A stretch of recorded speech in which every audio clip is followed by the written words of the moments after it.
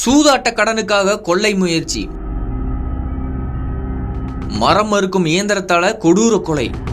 கர்நாடக மாநிலம் மாண்டியாவில் ஆன்லைன் விளையாட்டுக்காக வாங்கின கடனை அடைக்க முடியாம கொள்ளையடிக்க முடிவு செஞ்சு மாண்டியாவில் பக்கவாதத்தால பாதிக்கப்பட்டவரை மரம் மறுக்கும் இயந்திரத்தால கொன்னவர் கைது செய்யப்பட்டிருக்காரு. எங்க என்ன நடந்துச்சு அப்படிங்கறது விரிவா பார்க்கலாம் வாங்க. மாண்டியா மாவட்டம் பாண்டவபுராவில் பெங்களூரு மைசூரு தேசிய நெடுஞ்சாலையில் இருக்கிற ஹியாத்தனஹள்ளி பகுதியில மர்ம நபர் விவசாயி ரமேஷ் அப்படிங்கிறவரை வீட்டோட கதவை தட்டியிருக்காரு. கதவை திறந்த ரமேஷின் மனைவி யசோதாமா கிட்ட மர்ம நபர் மரம் மறுக்கும் இயந்திரம் ஆர்டர் கொடுத்துருக்கீங்க, வாங்கிக்கோங்க அப்படின்னு கேட்டிருக்காரு.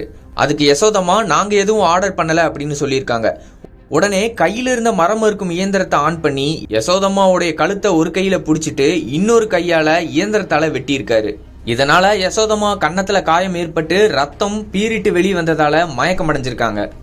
வீட்டுக்குள்ள போன மர்ம நபர் பக்கவாதத்தால பாதிக்கப்பட்டு தூங்கிட்டு இருந்த விவசாயி ரமேஷ அதே இயந்திரத்தால கழுத்தை அறுத்து கொண்டு இருக்காரு.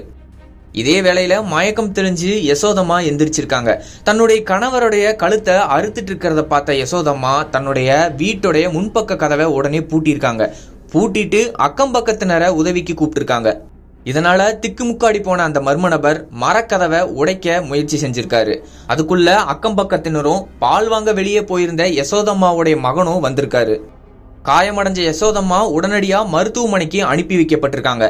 சம்பவம் குறித்து ஸ்ரீரங்கப்பட்டணா ரூரல் போலீசாருக்கு தகவல் தெரிவிக்கப்பட்டிருக்கு. கதவை திறந்து உள்ள போன அக்கம்பக்கத்தினர் மர்ம நபரை பிடிச்சு சரமாரியா உதைச்சிருக்காங்க. காயமடைஞ்ச அவர்கிட்ட எதுக்காக கொலை செஞ்ச அப்படின்னு கேட்டிருக்காங்க.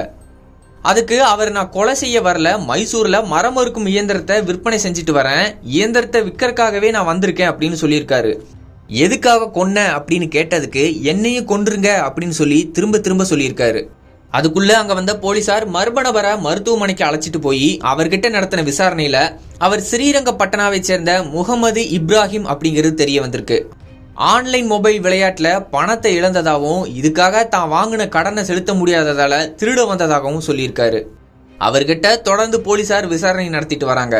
இந்த சம்பவம் அந்த பகுதியில பெரும் சோகத்தையே ஏற்படுத்தியிருக்கு.